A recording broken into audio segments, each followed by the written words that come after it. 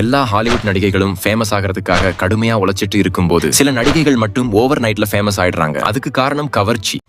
So கவர்ச்சி மூலமா over நைட்ல ஃபேமஸ் ஆன 5 ஹாலிவுட் நடிகைகள் யாரெல்லாம்னு பார்க்கலாமா? 5வது உங்க எல்லாருக்கும் தெரிஞ்ச சிட்னி ஸ்வீனி.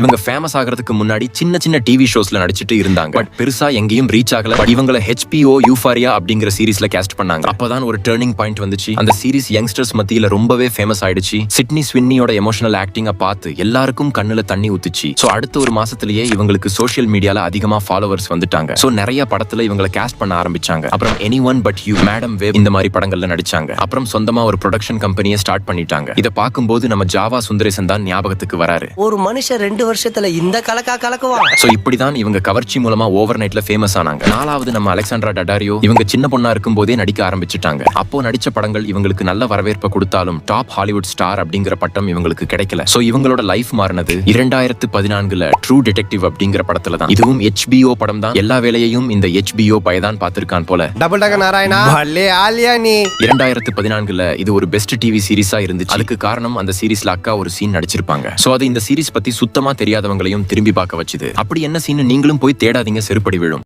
தப்பி தவற கூட அந்த பக்கம் போக மாட்டேன். சோ அதுக்கப்புறம் இவங்களை சப்போர்ட்டிங் ஆக்டரா யூஸ் பண்ணவங்க எல்லாம் இவங்களை மெயின் லீடா வச்சு படம் எடுக்க ஆரம்பிச்சாங்க. சான் ஆண்ட்ரியாஸ், பேவாட்ச் இது மாதிரி படங்கள்ல நம்ம ராக் கூட நடிச்சிருக்காங்க. இப்பவும் பல படங்கள் அப்புறம் சீரிஸ்ல நடிச்சிட்டு இருக்காங்க. காரணம் அந்த ஒரே ஒரு சீன். 3வது நம்ம ஆனா டே ஆர்மாஸ். இவங்க ஆரம்பத்துல ஸ்பானிஷ் படங்கள்ல தான் நடிச்சிட்டு இருந்தாங்க. சோ இவங்க அமெரிக்கா வரும்போது இவங்களுக்கு கொஞ்சம் தான் இங்கிலீஷ் தெரியும். சோ இவங்களோட ஹாலிவுட் ஜெர்னி ரொம்பவே கஷ்டமா இருந்துச்சு. ஆன்டி இங்கிலீஷ் படிக்கிறதுக்கு ரொம்பவே கஷ்டப்பட்டாங்க. சோ 2019ல இவங்க நைவ்ஸ் அவுட் படத்துல நடிச்சாங்க. சோ அவங்களோட ஆக்டிங் ரொம்பவே பிடிச்சிருந்ததுனால நோ டைம் டு டை படத்துல ஒரு சின்ன ரோல் பண்ணிருப்பாங்க. அது ஆடியன்ஸ்க்கு ரொம்பவே பிடிச்சிருந்ததுனால எல்லாரும் அவங்கள லீடிங் ஆக்ட்ரஸா மாத்திட்டாங்க. 2வது மார்கோட் ராபி. இவங்க ஆஸ்திரேலியால படம் நடிச்சிட்டு இருந்தாங்க. அது மட்டும் இல்லாம ஃபேமஸா கூட இருந்தாங்க. பட் ஆஸ்திரேலியாக்கு வெளியே இவங்க யாருன்னு யாருக்குமே தெரியாது. சோ இவங்க பெரிய நடிகை ஆகணும்னு சொல்லிட்டு ஹாலிவுட் படங்களுக்காக ஆடிஷன் பண்ண ஆரம்பிச்சாங்க. 2013ல இவங்க லியோனார்டோ டிகாப்ரியோ கூட தி வுல்ஃப் ஆஃப் வால் ஸ்ட்ரீட் அப்படிங்கிற ஒரு படம் நடிச்சாங்க. இதுதான் இவங்க வாழ்க்கையை தலைகீழா மாத்துச்சு. இந்த படம் டிகாப்ரியோ நடிச்சதுனால ரொம்பவே ஃபேமஸ் ஆயிடுச்சு. சோ இவங்களையும் ஆடியன்ஸ் அப்ரிஷியேட் பண்ணதுனால ஃபோக்கஸ், சுசைட் ஸ்குவாட் இது மாதிரியான பெரிய படங்கள்லாம் லீடா நடிச்சு டாப் ஸ்டார் ஆயிட்டாங்க. முதல் இடத்துல நம்ம டாகோட்டா ஜான்சன். இவங்க ஃபேமஸான ஹாலிவுட் சினிமா குடும்பத்துல இருந்து வந்ததுனால இவங்க சின்ன ரோல்ல நடிச்சிட்டு தான் இருந்தாங்க. பட் இவங்க லைஃப் மாறினது 2015ல இவங்க 50 Shades of Grey அப்படிங்கிற படத்துல நடிச்சப்போதான். இந்த படம் ரிலீஸ் ஆகிறதுக்கு முன்னாடியே ட்ரெய்லர் வைரல் ஆகி நிறைய பேர் இந்த படத்தை பத்தி பேச ஆரம்பிச்சுட்டாங்க. படம் ரிலீஸ் ஆன அடுத்த நாளே இவங்க இன்டர்நேஷனல் ஸ்டார் ஆயிட்டாங்க. இவங்கள பத்தி தெரியாதவங்க தெரிஞ்சுக்க ஆரம்பிச்சாங்க. படத்துல இவங்க கவர்ச்சியா நடிச்சதை பத்தி பேச ஆரம்பிச்சாங்க. சோ இந்த படம் $570 மில்லியன்